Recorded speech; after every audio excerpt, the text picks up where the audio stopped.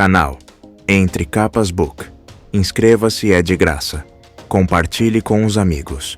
E curta o nosso conteúdo. Fazendo isso, você muito nos ajuda.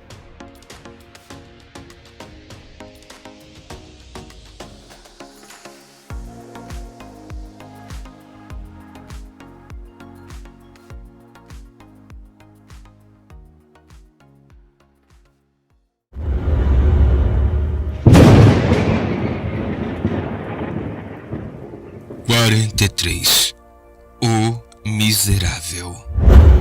Eles viviam nas regiões selvagens, sempre aguardando pela desolação. Ou, às vezes, uma criança tola que não tomava cuidado com as trevas da noite. Uma história infantil, sim, mas essa citação de sombras recordadas parece indicar a verdade que eu busco. Ver página 82, a quarta história.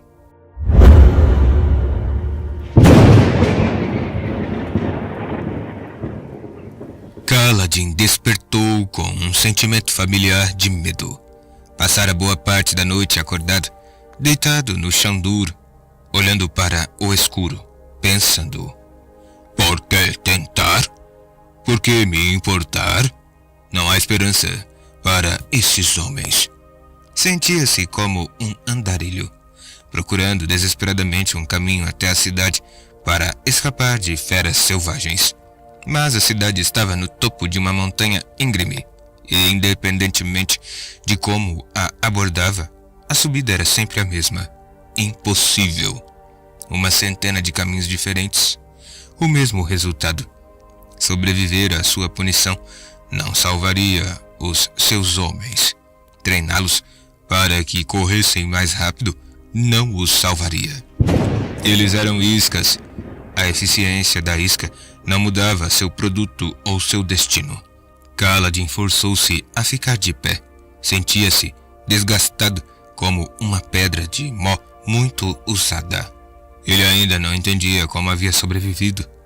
O Senhor me preservou, Todo-Poderoso? Salvou-me para que eu pudesse vê-los morrer? As pessoas deveriam queimar orações ao Todo-Poderoso, que esperava que seus arautos recapitulassem os salões tranquilos. Isso nunca fez sentido para Kaladin. O Todo-Poderoso supostamente era capaz de ver tudo e saber tudo. Então, por que precisava que uma oração fosse queimada para poder agir? Por que ele precisava que as pessoas combatessem por ele em primeiro lugar? Kaladin deixou o barracão, saindo para a luz, então estacou. Os homens estavam enfileirados, esperando. Um bando maltrapilho de carregadores, vestindo coletes de couro marrom e calças curtas que só chegavam aos joelhos, camisas sujas, mangas enroladas até os cotovelos, cordões na frente, pele empoeirada, cabelos arrepiados e, ainda assim, devido ao presente de rocha, todos tinham barbas bem aparadas ou rostos lisos. Todo o resto estava desgastado, mas suas faces estavam limpas. Kaladin levou uma mão hesitante ao rosto, tocando sua barba negra desgrenhada. Os homens pareciam estar esperando por algo. O que foi? Ele perguntou. Os homens se remexeram, constrangidos, olhando na direção da serraria. Eles estavam esperando que Kaladin os liderasse na prática, naturalmente. Mas a prática era inútil. Ele abriu a boca para dizer-lhes isso, mas hesitou quando viu algo se aproximando. 4 homens carregando um palanquim. Um homem alto e magro, vestindo uma casaca violeta de olhos claros, caminhava ao lado do veículo. Os homens se viraram para olhar. O que é isso? Perguntou Robert, coçando o pescoço grosso. Deve ser o substituto de Lamaril, disse Kaladin, gentilmente, abrindo caminho através da fileira de carregadores. Sil flutuou até ele e pousou no seu ombro, enquanto os carregadores do palanquim paravam diante de Kaladin e viravam de lado, revelando uma mulher de cabelos escuros vestindo um elegante vestido roxo decorado com glifos dourados. Ela estava reclinada de lado, pousada em um divã acolchoado, os olhos de um azul pálido. "Sou a luminosa Rachal", disse ela, a voz levemente tocada por um sotaque de Clolinar. "Meu marido, o luminobre Matal, é seu novo capitão." Kaladin conteve a língua, engolindo um comentário. Tinha alguma experiência com olhos claros que eram promovidos a posições como aquela. O próprio Matal nada disse, apenas permaneceu parado com a mão pousada no punho da espada. Ele era alto, quase tão alto quanto Kaladin, mas delgado, mãos delicadas. Aquela espada não vira muita prática. "Fomos advertidos que esta equipe tem causado problemas", continuou Rachal. Seus olhos se estreitaram, focando Kaladin.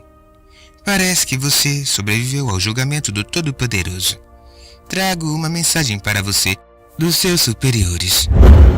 O Todo-Poderoso concedeu-lhe outra chance de provar que é um carregador de pontes. Isso é tudo. Muitos estão tentando ver significado demais no que aconteceu, de modo que o Grão-Príncipe proibiu que curiosos viessem vê-lo. O meu marido não pretende administrar as equipes de ponte com a mesma permissividade do seu predecessor. Meu marido é um associado bem respeitado e honrado do Grão-Príncipe Sadeias em pessoa, não um mestiço, quase olhos escuros como Lamaril." "É mesmo?" disse Kaladin. "Então como foi que ele acabou nesta posição de merda?" Rachal não exibiu sinal algum de raiva diante do comentário. Ela moveu os dedos para o lado e um dos soldados avançou e atacou com a base da lança o estômago de Kaladin. Kaladin segurou a arma, os antigos reflexos ainda fortes demais. Possibilidades passaram pela sua mente e ele pôde ver a luta antes que ocorresse. Puxar a lança, pegar o soldado desprevenido, avançar e atacar seu antebraço com o cotovelo, fazendo largar a arma, assumir o controle, girar a lança para cima e acertar o soldado na lateral da cabeça. Dar um grito largo para derrubar os dois que foram ajudar o companheiro. Levantar a lança para... Não, isso apenas faria com que fosse morto. Kaladin soltou a base da lança. O soldado ficou surpreso que um mero carregador de pontes houvesse bloqueado seu golpe. Franzindo o senho, ele levantou a base e acertou-a na lateral da cabeça de Kaladin. Kaladin deixou-se acertar, rolando com o golpe, permitindo ser derrubado no chão. Sua cabeça ressoava com o choque, mas sua visão parou de girar depois de um movimento. Ele teria uma dor de cabeça, mas provavelmente nenhuma concussão. Respirou fundo algumas vezes, deitado no chão, as mãos formando punhos. Seus dedos pareciam queimar onde ele havia tocado a lança. O soldado voltou à posição ao lado do palanquim. "Sem permissividade", disse Rachal calmamente. "Se precisa saber, meu marido solicitou esta tarefa. As equipes de ponte são essenciais para a vantagem do Luminobre Sadeias na Guerra da Vingança. A má administração de Lamaril foi uma desgraça." Rocha se ajoelhou ajudando Kaladin a se levantar enquanto olhava feio para os olhos claros e seus soldados. Kaladin ergueu-se, cambaleante, levando a mão ao lado da cabeça. Seus dedos ficaram úmidos e um fio de sangue quente escorria pelo seu pescoço até o ombro. "De agora em diante, além do serviço normal de ponte, cada equipe terá um único tipo de serviço", proclamou Rachal. "Gás?" O baixo sargento de pontes apareceu de trás do palanquim. Kaladin não o havia notado ali, atrás dos carregadores e dos soldados. "Sim, luminosa?" Gás se curvou várias vezes. "Meu marido deseja que a Ponte 4 seja designada permanentemente ao serviço de Abismo, sempre que não forem necessários para o trabalho de ponte. Quero que trabalhem nesses abismos. Isso será muito mais eficiente. Eles saberão quais seções foram vasculhadas recentemente e não cobrirão o mesmo terreno. Estão vendo? Eficiência. Eles vão começar imediatamente. Ela bateu na lateral do palanquim e os carregadores deram a volta, levando-a embora. Seu marido continuou a caminhar junto dela sem dizer uma palavra, e Gus se apressou para acompanhá-los. Kaladin olhou para eles com a mão na cabeça. Dan correu e trouxe-lhe um curativo. Serviço de abismo, grunhiu Moash. Bom trabalho, Fidalgoth. Ela vai conseguir que um demônio do abismo nos mate se as flechas dos Parshendianos não nos acertarem. O que vamos fazer? Perguntou o calvo e magro Pete, a voz cheia de preocupação.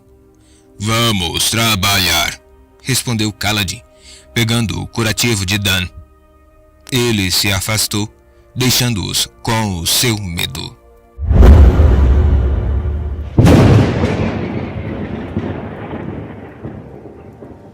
Pouco tempo depois, Kaladin estava na beira do abismo, olhando para baixo. A luz quente do sol do meio-dia queimava sua nuca e lançava sua sombra no abismo para unir-se com as outras lá embaixo. Eu poderia voar, ele pensou. Pisar no vazio e cair, o vento soprando, voar por alguns momentos, uns poucos e belos momentos. Ele se ajoelhou e pegou a escada de corda, depois desceu até as trevas. Os outros carregadores seguiram-no em silêncio. Haviam sido afetados pelo seu ânimo. Kaladin sabia o que estava acontecendo com ele. Passo a passo, estava voltando a ser o pobre miserável de antes. Sempre soubera que isso era um perigo. Ele se agarrara aos carregadores como a uma tábua de salvação, mas agora estava soltando-a. Enquanto descia os degraus, uma tênue figura translúcida, azul e branca, desceu ao seu lado, sentada em um assento semelhante a um balanço. Suas cordas desapareciam alguns centímetros acima da cabeça de Sil. O que há de errado com você? Perguntou ela, em voz baixa.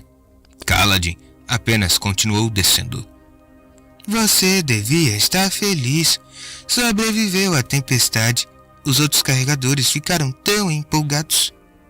Eu estava louco para lutar com aquele soldado, sussurrou Kaladin. Sil inclinou a cabeça para o lado. Eu poderia tê-lo derrotado. Provavelmente teria derrotado todos os 4. Sempre fui bom com a lança. Não era bom. Durk dizia que eu era incrível. Um soldado nato, um artista com a lança. Então talvez você devesse ter lutado com eles. Achei que você não gostasse de matanças. Eu odeio, disse ela, tornando-se mais translúcida. Mas já ajudei homens a matar. Kaladin estacou na escada. O quê? É verdade.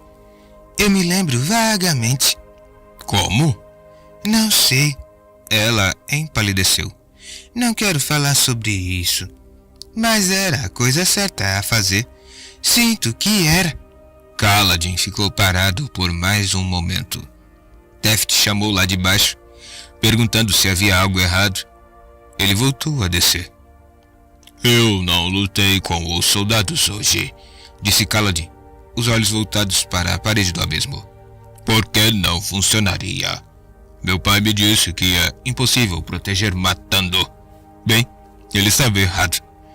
Mas ele estava errado porque deu a entender que era possível proteger pessoas de outras maneiras.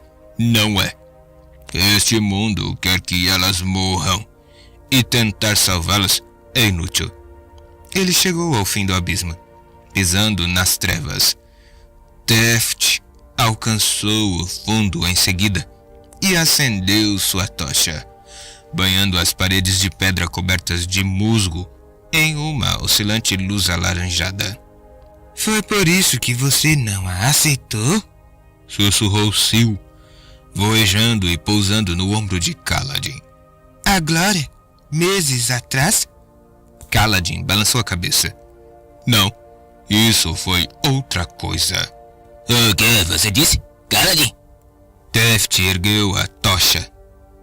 O rosto do maduro carregador de pontes parecia mais velho do que o normal sob a luz trêmula. As sobrancelhas criadas por ela enfatizando os sulcos da sua pele. Nada, Teft, disse Kaladin. Nada importante. Sil bufou em resposta. Kaladin ignorou-a, acendendo sua tocha na de Teft, enquanto os outros carregadores chegavam. Depois que todos desceram, Kaladin conduziu o caminho pelo abismo escuro. O céu pálido parecia distante ali, como um grito longínquo. O lugar era um túmulo, com madeira podre e poças de água estagnada, que só servia para criar larvas de caranguejo. Os carregadores se aglomeravam inconscientemente, como sempre faziam naquele lugar cruel. Kaladin caminhava na frente, e Sil ficou em silêncio. Ele deu a Teft giz para marcar as direções, e não pausou para recolher objetos. Mas tampouco caminhou rápido demais. Os outros carregadores estavam quietos atrás dele, sussurrando ocasionalmente em vozes baixas demais para ecoar. Era como se suas palavras houvessem sido estranguladas pelas trevas. Rocha por fim avançou para caminhar ao lado de Kaladin. É um trabalho difícil, esse nosso. Mas somos carregadores. A vida é difícil, hein? Nada de novo. Precisamos de um plano. Como será a nossa próxima luta? Não a próxima luta, Rocha. Mas tivemos uma grande vitória.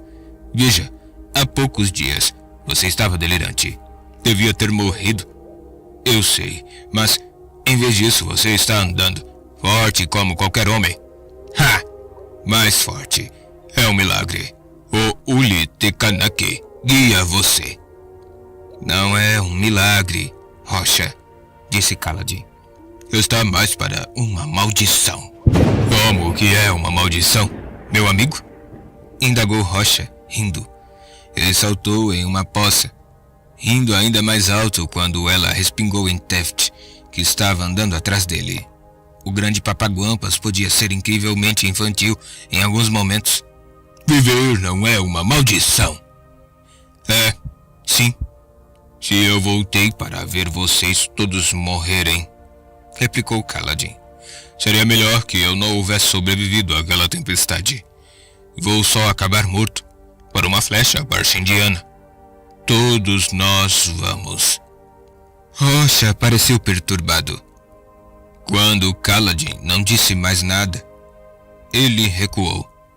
Eles seguiram em frente, passando com dificuldade por seções de paredes arranhadas, onde demônios do abismo haviam deixado suas marcas. Por fim, tropeçaram em um monte de corpos depositados pelas grantormentas. Kaladin parou, segurando sua tocha, os outros espiando ao seu redor. Cerca de 50 pessoas haviam sido levadas pela água até um recesso na rocha, uma pequena passagem lateral sem saída. Os corpos estavam empilhados ali, uma parede de mortos, com os braços pendendo, bambus e detritos presos entre eles. Kaladin viu de imediato que os cadáveres eram velhos o bastante para estarem inchados e apodrecendo. Atrás dele, um dos homens vomitou, o que fez com que alguns dos outros também vomitassem. O odor era horrível. Os cadáveres cortados e despedaçados por caranguejos e animais carniceiros maiores, muitos dos quais fugiram da luz. Uma mão decepada jazia ali perto, acompanhada por um rastro de sangue. Também havia arranhões frescos no líquen que chegava a uns 4 metros de altura na parede. Um demônio do abismo havia pegado um dos corpos para devorá-lo. Kaladin não vomitou. Ele enfiou a tocha meio queimada entre 2 pedras grandes e começou a trabalhar, puxando corpos para fora da pilha. Pelo menos não estavam podres o bastante para se despedaçarem. Os carregadores lentamente preencheram o espaço ao redor dele, Trabalhando, Kaladin deixou sua mente se entorpecer sem pensar. Depois que os corpos foram removidos, os carregadores os enfileiraram. Então começaram a remover as armaduras, remexer nos bolsos, retirar facas de cintos. Kaladin deixou a coleta de lanças para os outros, trabalhando sozinho em um ponto mais afastado. Teft se ajoelhou ao lado dele, virando um corpo com uma cabeça esmagada pela queda. O homem mais baixo começou a desfazer os nós da couraça do morto. Você quer conversar? Kaladin nada disse, apenas continuou trabalhando. Não pense sobre o futuro. Não pense sobre o que vai acontecer. Apenas sobreviva. Não se importe, mas não se desespere. Apenas exista. Kaladin! A voz de Teft era como uma faca, penetrando a concha de Kaladin, fazendo-o se contorcer. Se eu quisesse conversar, estaria aqui trabalhando sozinho? De fato, respondeu Teft. Ele finalmente soltara a alça do peitoral.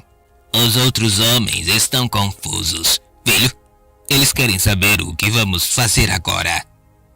Kaladin suspirou, então se levantou, voltando-se para os carregadores. Eu não sei o que fazer. Se tentarmos nos proteger, Sadeias nos punirá. Somos iscas e vamos morrer. Não há nada que possamos fazer em relação a isso. Não há esperança. Os carregadores olharam para ele, chocados. Kaladin deu as costas para eles e voltou a trabalhar, ajoelhando-se ao lado de Teft. Pronto, expliquei para eles. Idiota! Falou Teft em voz baixa. Depois de tudo que fez, agora está nos abandonando? Do outro lado, os carregadores voltaram a trabalhar.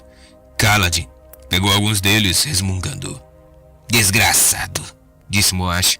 Eu avisei que isso ia acontecer. Abandonando vocês? Sibilou Kaladin para Teft. Só me deixe em paz. Deixe-me voltar à apatia. Pelo menos não dói. Teft, passei horas e horas tentando encontrar uma saída. Mas não há nenhuma. Sadeias nos quer mortos. Olhos claros conseguem o que querem. É assim que o mundo funciona. E daí? Kaladin o ignorou, voltando a trabalhar, removendo uma bota de um soldado cuja fíbula parecia ter sido despedaçada em 3 lugares diferentes, o que tornou tormentosamente difícil remover o sapato. Bem, talvez todos nós acabemos mortos, disse Teft. Mas talvez a sobrevivência não seja o mais importante. Porque Teft estava, logo ele, tentando alegrá-lo? Se não é a sobrevivência que importa, Teft, então o que é? Kaladin finalmente arrancou a bota. Ele se virou para o próximo corpo na fila, então estacou. Era um carregador de pontes. Kaladin não o reconheceu, mas aquele colete e as sandálias eram inconfundíveis. Ele estava caído contra a parede, braços fechados, boca ligeiramente aberta e pálpebras afundadas. A pele de uma de suas mãos havia se soltado. Eu não sei o que é mais importante, grunhiu Teft, mas parece patético desistir. Devemos continuar lutando até a hora de sermos levados por essas flechas. Você sabe, jornada antes do destino. O que isso significa? Eu não sei, respondeu Teft, baixando os olhos rapidamente. Só algo que já ouvi. E algo que os radiantes perdidos costumavam dizer, explicou Sigzil, passando por eles. Kaladin olhou para o lado. O azistiano, de voz mansa, colocou um escudo em uma pilha.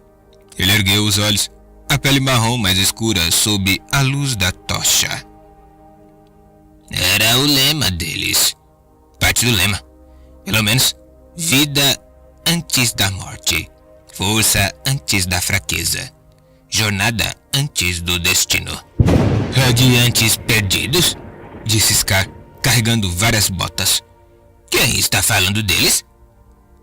Foi o Teft, disse Moash. Eu? Não. Foi só algo que ouvi uma vez. O que significa? Perguntou Dan. Eu disse que não sei, disse Teft. Supostamente era uma das crenças deles, disse Sigzil. Em Yulai, existem grupos que falam sobre os radiantes e desejam seu retorno. Quem quer que eles voltem? Questionou Scar, se encostando na parede e cruzando os braços. Eles nos entregaram para os esvaziadores. Ha! Zombou Rocha. Esvaziadores. Bobagem de terra baixista. Uma história de fogueira contada por crianças. Eles existiram. Defendeu-se Scar. Todo mundo sabe disso. Todo mundo que escuta histórias de fogueira. Rocha gargalhou. Ar demais. Deixa suas mentes moles. Mas tudo bem. Ainda são minha família. Só que são os burros da família. Teft franziu o senho, enquanto os outros continuavam a falar sobre os radiantes perdidos. Jornada antes do destino, sussurrou Sil no ombro de Kaladin. Gosto disso. Por quê?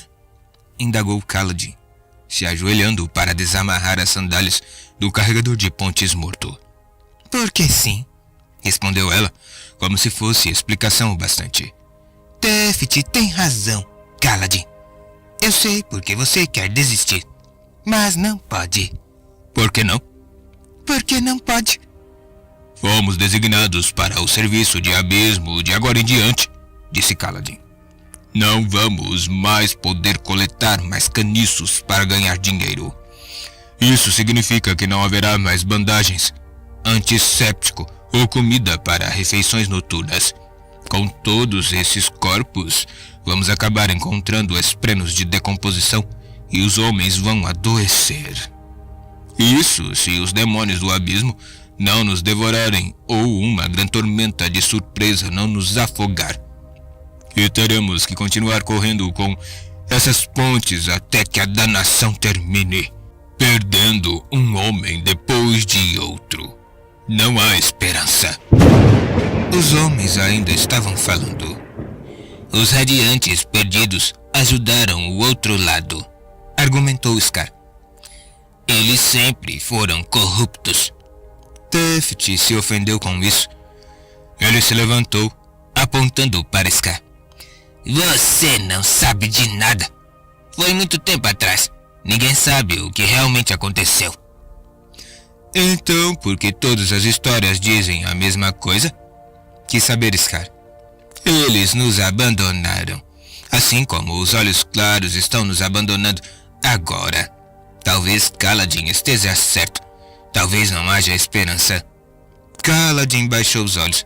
Essas palavras o assombravam. Talvez Kaladin esteja certo. Talvez não haja esperança. Ele já fizera aquilo antes, sob seu último proprietário, antes de ser vendido a Tavilac e transformado em um carregador de pontes. Ele desistira de tudo em uma noite silenciosa, depois de liderar Goshel e os outros escravos em uma rebelião. Tinham sido massacrados, mas de algum modo ele sobrevivera. Por todos os raios, porque ele sempre sobrevivia. Não posso fazer isso de novo, pensou, fechando os olhos com força. Não posso ajudá-los. Tien, Tux, Goshel, Dalet, o escravo sem nome que ele tentara curar nos vagões de escravos de Tavilac. Todos terminaram do mesmo jeito. Kaladin tinha o toque do fracasso. Às vezes, dava esperança aos homens. Mas o que era a esperança a não ser outra oportunidade de fracasso? Quantas vezes um homem podia cair antes que não conseguisse mais se levantar? acho que somos ignorantes, gruiu Taft. Não gosto de ouvir o que os olhos claros dizem sobre o passado. Suas mulheres escrevem todas as histórias, sabia? Não acredito que você esteja discutindo isso, Taft. Exasperou-se Scar. E depois? Devemos deixar os esvaziadores roubarem nossos corações? Talvez eles sejam incompreendidos, ou os parchendianos. Talvez devamos só deixar que eles matem nosso rei sempre que quiserem. Por que vocês dois não vão à tormenta? Disse Moashi, irritado. Não importa. Vocês ouviram Kaladin. Até ele acha que já estamos mortos. Kaladin não aguentava mais suas vozes. Ele cambaleou para longe, para a escuridão, fora da luz das tochas. Nenhum dos homens o seguiu. Adentrou o lugar das trevas profundas, com apenas a distante fita do céu acima para dar-lhe luz. Ali, Kaladin escapava dos olhos deles. Na escuridão, ele topou com uma pedra e parou cambaleante. Ela estava coberta de musgo e líquen. Ficou ali, com as mãos pressionadas contra a rocha.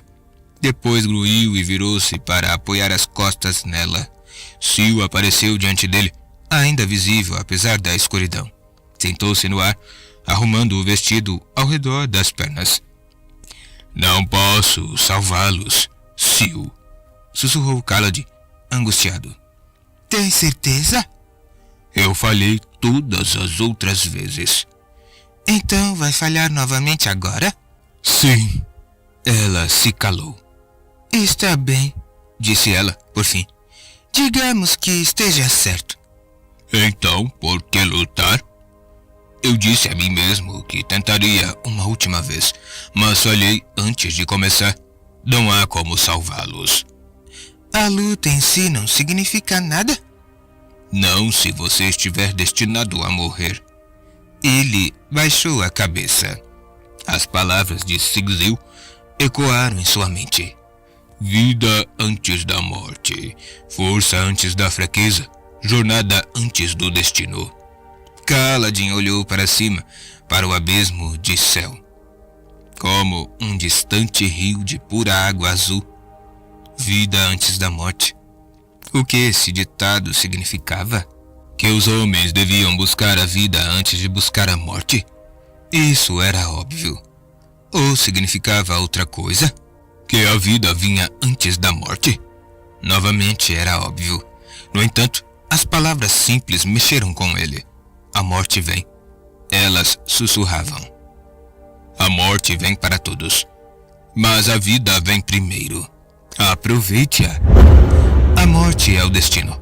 Mas a jornada, essa é a vida. Ela é que importa.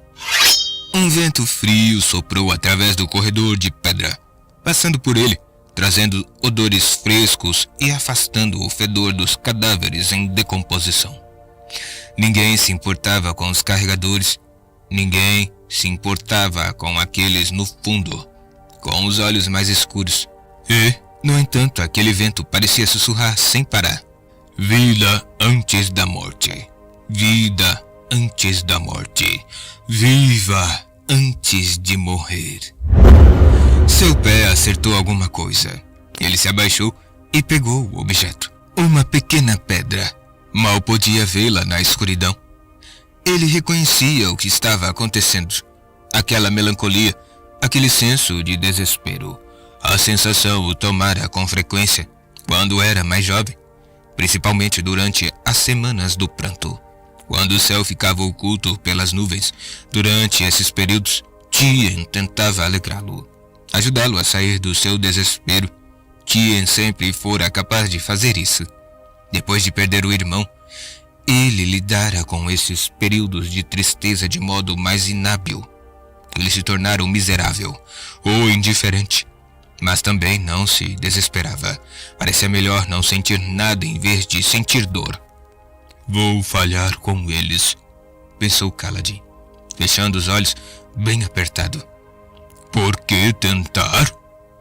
Não era ele um tolo por continuar tentando, como fazia? Se ao menos pudesse vencer uma vez, seria o bastante. Contanto que acreditasse que podia ajudar alguém. Contanto que acreditasse que alguns caminhos levavam a lugares além da escuridão. Poderia ter esperança. Você prometeu que tentaria uma última vez, ele pensou. Eles ainda não estão mortos. Ainda estão vivos, por enquanto. Havia uma coisa que ainda não tentara, algo que o assustava demais. Em todas as suas tentativas, no passado, perdera tudo. O miserável parecia agora estar diante dele. Significava a libertação. A apatia. Kaladin realmente queria voltar para aquele estado? Era um falso refúgio. Ser aquele homem não o protegera, só o levara cada vez mais fundo, até que terminar com a própria vida parecera o melhor caminho. Vida antes da morte. Kaladin se levantou, abrindo os olhos, deixando cair a pequena pedra. Ele caminhou lentamente na direção da luz das tochas. Os carregadores levantaram os olhos do seu trabalho. Tantos olhos questionadores, alguns cheios de dúvida, alguns severos, outros encorajadores. Rocha, Dan, Huber, Leighton. Eles acreditavam em Kaladin.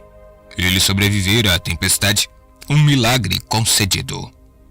Tem uma coisa que podemos tentar, disse Kaladin. Mas provavelmente vai acabar com todos nós mortos nas mãos do nosso próprio exército. Vamos morrer de qualquer jeito. Observou mapas. Foi você mesmo quem disse. Vários dos outros concordaram. Kaladin respirou fundo. Temos que tentar escapar. Mas o acampamento de guerra é vigiado, disse Jax sem orelha. Carregadores de pontes não têm permissão de sair sem supervisão. Eles sabem que poderíamos fugir. Vamos morrer, disse Moash, o rosto severo. Estamos a milhas e milhas da civilização. Não há nada aqui a não ser Gran Carapaça e nenhum abrigo das Gran Tormentas. Eu sei, disse Kaladin. Mas é isso ou as flechas dos Parshendianos? Os homens se calaram. Eles vão nos mandar para cá todos os dias para roubar cadáveres, continuou Kaladin. E eles não mandam supervisores, porque têm medo dos demônios do abismo. A maior parte do trabalho dos carregadores é só distração para não pensarmos no nosso destino. Então não temos que levar mais que uma pequena quantidade de itens coletados. Você acha que devemos escolher um desses abismos e fugir por eles? Perguntou Scar. Eles tentaram mapear todos. As equipes nunca alcançavam o outro lado das planícies. Eram mortas pelos demônios do abismo ou pelas enchentes das Gran Tormentas. Kaladin balançou a cabeça. Não é isso que vamos fazer. Ele chutou algo no chão, à sua frente, uma lança caída. Seu chute lançou-a pelo ar na direção de Moash, que a pegou, surpreso. Posso treiná-los para usar as lanças, falou Kaladin em voz baixa.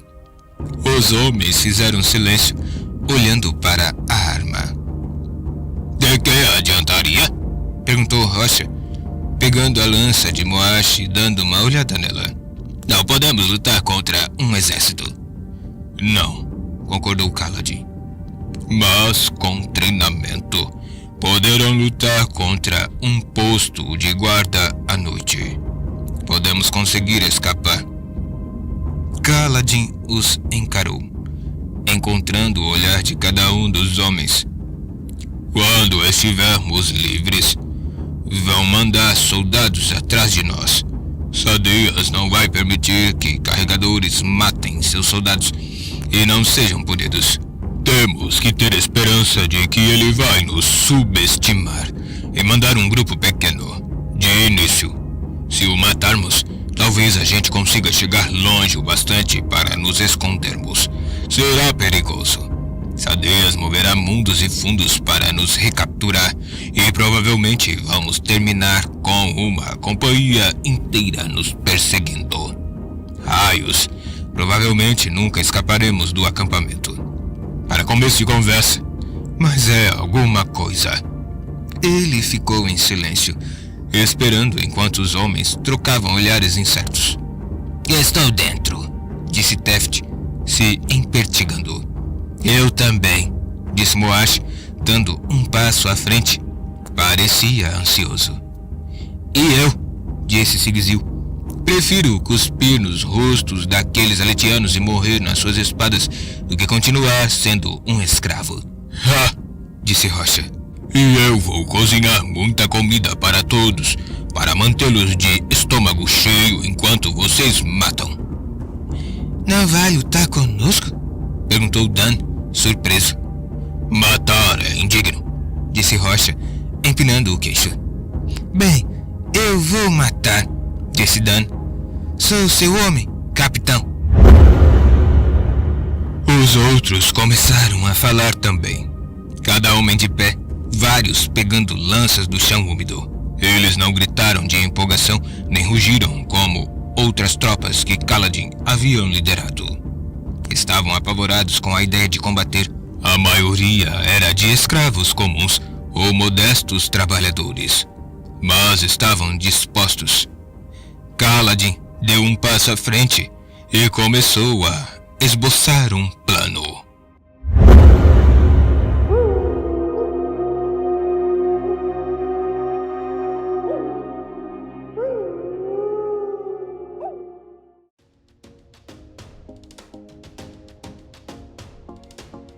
Canal Entre Capas Book. Inscreva-se, é de graça. Compartilhe com os amigos. E curta o nosso conteúdo. Fazendo isso, você muito nos ajuda.